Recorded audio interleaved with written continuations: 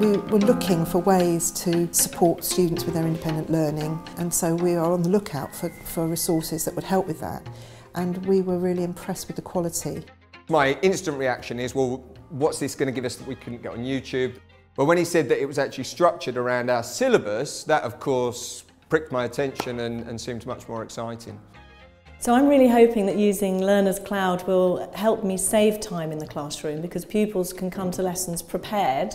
They will actually have the exact resource they need in front of them. They are a generation for whom video source of all information is the first point of reference. You don't have to type in your video into YouTube and go through millions of videos. You can just click on the video and you know it's going to help you.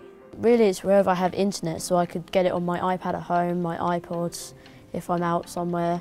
I could get it at school on the school computers. So if you forgot to revise the night before, you can just get your iPad out or laptop out on the bus, watch the video once or twice through to make sure it's in your mind, and you get it there and then.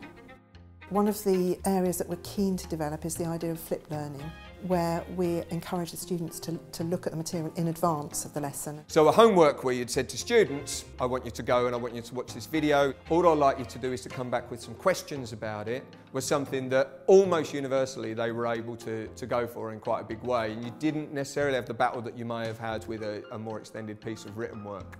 Mainly they use it to enhance their learning, to help them find the information out for themselves, to answer their questions and the tasks that they've been given, rather than me having to stand at the front and just tell them the information. The key thing I would say is visual learning. I like to look at a lot of things, so then when I'm in an exam I can picture it in my mind. It's so helpful because you just open a book and it's boring and you can just put it down and you don't want to learn.